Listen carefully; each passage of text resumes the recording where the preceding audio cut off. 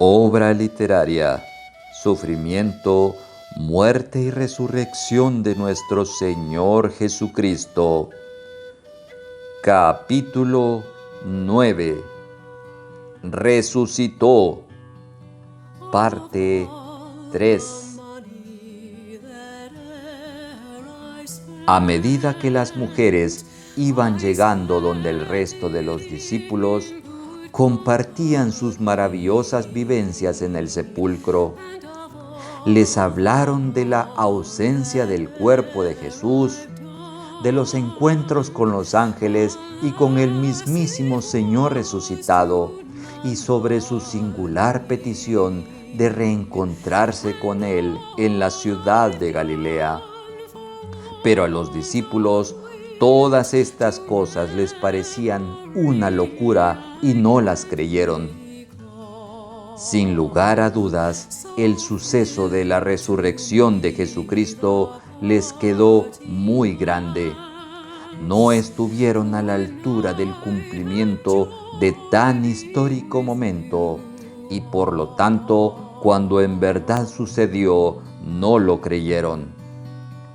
La noticia que Jesús estaba vivo era demasiado buena para ser cierta, por lo que algunos de ellos se armaron de valor y se presentaron a la tumba y la encontraron vacía, tal como ellas mismas les habían contado. Por otra parte, entrada la tarde de aquel agitado día, 2 discípulos del Señor, entre los cuales se encontraba Cleofas, partieron camino a la ciudad de Emaús, a unos 11 kilómetros de Jerusalén. Y sucedió que mientras caminaban, Jesús apareció junto a ellos, pero no lo reconocieron. Más bien, creyendo que era un forastero en el camino, lo informaron sobre la noticia del momento en Jerusalén, que no era otra que la ausencia del cuerpo de Jesús en la peña de José, así como la aparición de unos misteriosos ángeles en dicho lugar. Pero el Señor, entendiendo la necesidad de orientación que estos 2 discípulos suyos tenían, procedió a exponerles abiertamente y conforme a las Escrituras la razón por la cual aquellas cosas sucedieron así, provocando sus palabras un tremendo hervor en el corazón de estos 2 afortunados hombres.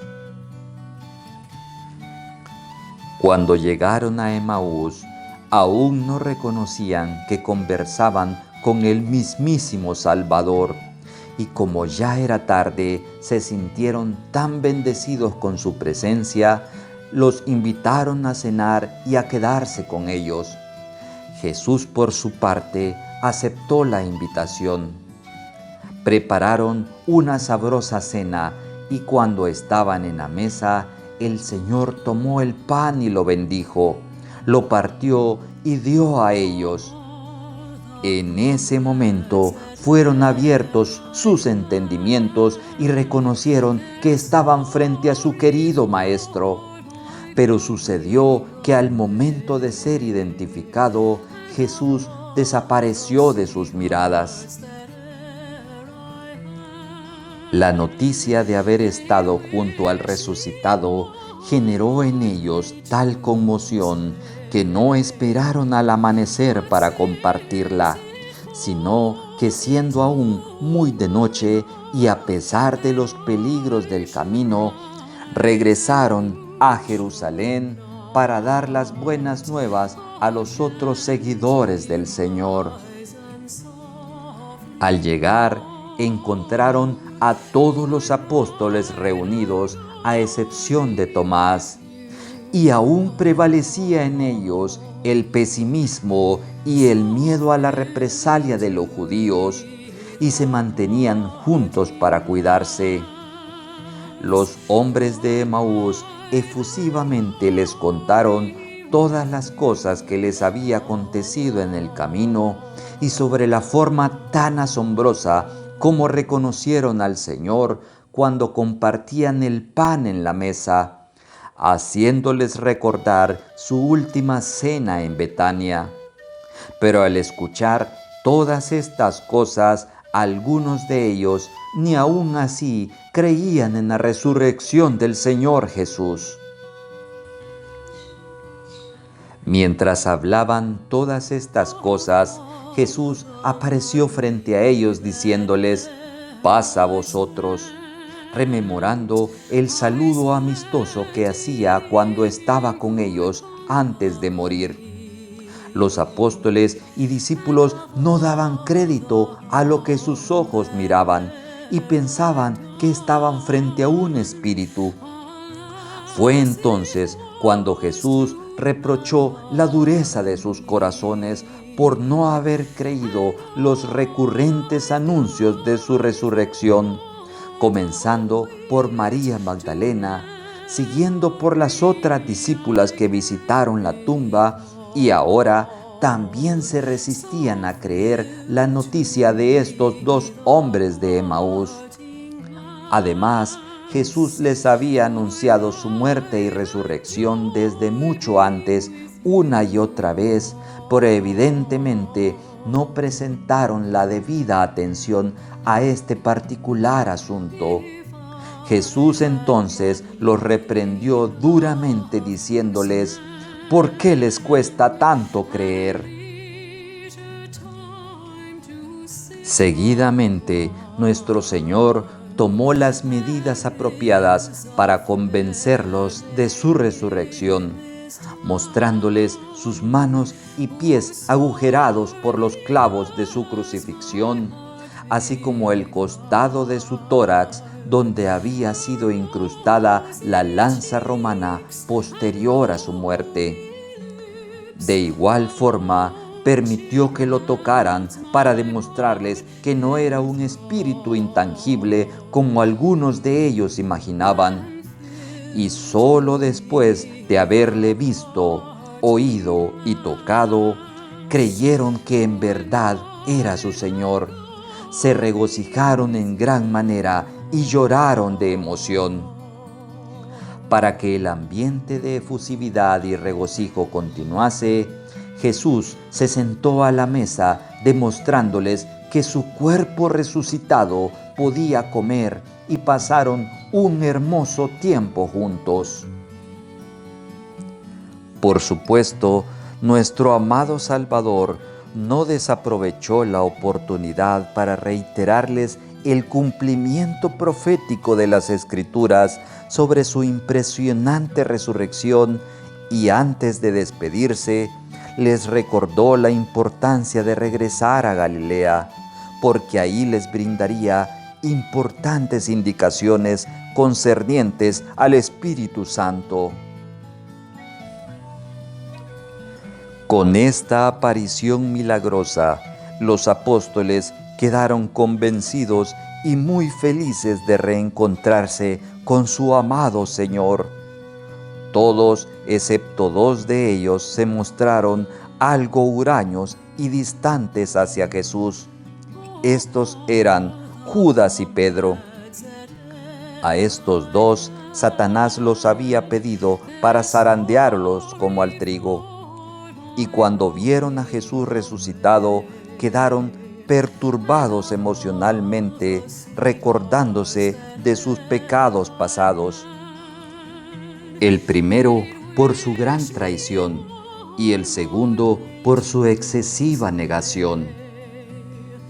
En el caso del Iscariote, cuando se presentó en el templo y les devolvió las 30 monedas de plata, dejó de ser un aliado de las autoridades religiosas para convertirse en su traidor, por lo que buscó refugio nuevamente junto al resto de los apóstoles.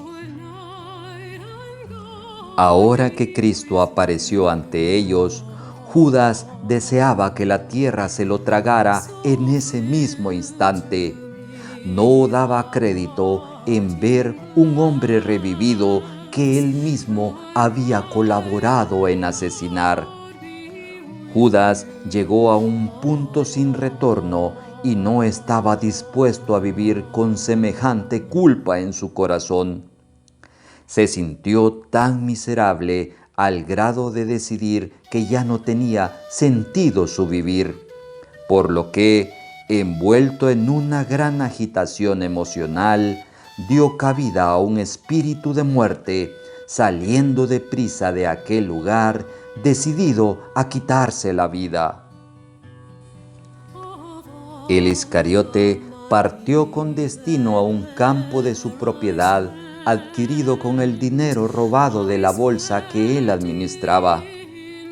A este dinero mal habido, la Biblia le llama el salario de su iniquidad. Esta propiedad no era la misma que los sacerdotes compraron con las 30 piezas de plata que anteriormente Judas les había devuelto. La tierra comprada por los sacerdotes fue utilizada para enterrar extranjeros. Esta, en cambio, era de Judas. Al llegar, se lanzó de cabeza sobre una estaca, muriendo al instante. Su muerte causó gran conmoción entre los habitantes de Jerusalén, tanto que aquel campo fue bautizado como Campo de Sangre, porque su sangre había sido esparcida por el lugar, cumpliéndose de esta manera la parte de las Escrituras que dice: «Sea su palacio asolado, en sus tiendas no haya morador». 8 días después de la aparición de Jesús ante sus apóstoles, estos partieron a Galilea, al lugar acordado con el Señor. Ahora estaba presente el apóstol Tomás, pero Judas ya no estaba con ellos. Y sucedió que, estando reunidos a la puerta cerrada, el Señor apareció brindándoles su mismo caluroso saludo: «Paz a vosotros». Cuando le vieron, se regocijaron, pero Tomás, como aún no lo había visto resucitado, dudaba si verdaderamente ese hombre era el Señor. Entonces Jesús pacientemente recurrió al mismo procedimiento empleado anteriormente con los demás apóstoles, permitiendo que Tomás tocara sus heridas. Asimismo, lo reprendió diciéndole que bienaventurado es el que cree sin ver, y no el que cree hasta ver. Fue hasta entonces que Tomás creyó en su resurrección, y del susto se quería morir. Cuando por fin todos los apóstoles estaban en un mismo sentir y alcanzaron un mismo estándar de creencia, Jesús les brindó importantes instrucciones acerca de los eventos que en unos pocos días estarían por vivir. Les abrió el entendimiento para que comprendieran de una mejor manera la profundidad de las Escrituras, reiterándoles que era necesario que se cumpliese todo lo que estaba escrito sobre él en la ley de Moisés, en los Salmos y en los profetas. Sin duda, las palabras de Cristo calaron hondo y encontraron verdadero sentido en sus corazones, de tal manera que comprendieron hasta ese momento el significado profético de grandes eventos realizados por su Señor. Entendieron la importancia de su muerte y resurrección, de cuando entró a Jerusalén montado sobre un asnillo, o cuando Jesús les dijo: «Destruir este templo y en 3 días lo levantaré», porque su maestro no se refería al templo de Israel como ellos originalmente pensaban, sino que después de 3 días levantaría el verdadero templo en su mismo cuerpo. Jesús les hizo saber que, como resultado del sacrificio de su cruz, toda potestad le había sido dada por su Padre, tanto en el cielo como en la tierra, y que esa potestad estaría también disponible para ellos. Por tanto, les pidió que regresaran a Jerusalén para esperar ahí la maravillosa promesa de su Padre y recibir el poder que descendería sobre ellos desde lo alto. Este poder era el anhelado Consolador del que tanto les había hablado antes de morir y que ellos apenas estaban comenzando a descubrir. A pesar de todo esto, los apóstoles no lograron dimensionar la total profundidad de sus palabras, pues desviándose del tema, le preguntaron si restauraría el reino de Israel en ese momento.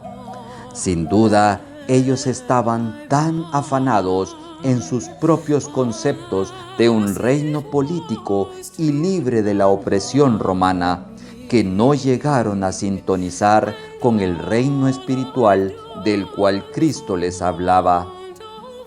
Sin embargo, Jesús, en lugar de censurarles, se mostró paciente con ellos, afirmándoles que nadie sabía cuándo se restablecería el reino de Israel, dejándoles en claro que ese asunto era de competencia exclusiva de su Padre.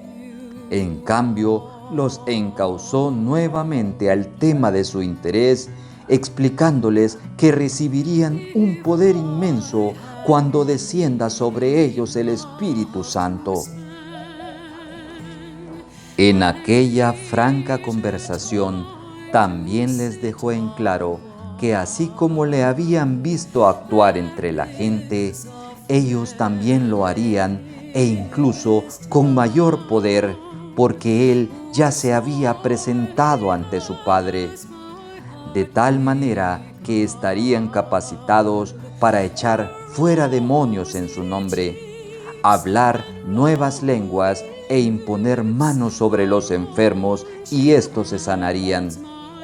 Asimismo, para dimensionarles el nivel de poder espiritual que recibirían, les mencionó algunos ejemplos extremos en los que podrían tomar en sus manos serpientes letales sin ser incomodados, y en caso de beber cosa mortífera, ésta tampoco les provocaría ningún daño. Sin embargo, también los llamó a la cordura al decirles que gracias a ese dinámico regalo del cielo, estarían facultados para perdonar pecados y conceder salvación a las personas.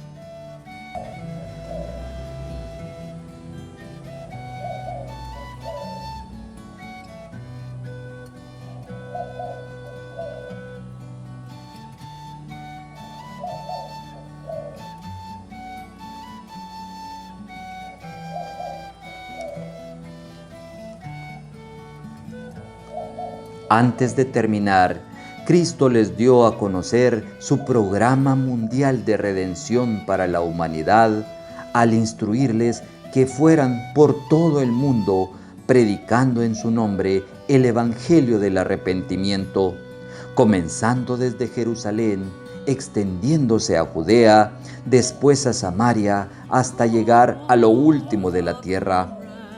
De esta manera les dio a entender que su reino no comprendería únicamente el territorio de Israel, sino que abarcaría toda lengua, raza, pueblo y nación. Nuestro Señor no quiso despedirse de ellos sin antes recalcarles lo privilegiado que ellos eran por convertirse en las primicias portadoras del Espíritu Santo dentro de sí mismos. Para ese momento, los corazones de los discípulos ardían de emoción y aún tenían muchas cosas que decir y cosas que preguntar. Sin embargo, cuando Jesús acabó de decirles todas estas cosas, desapareció de sus miradas.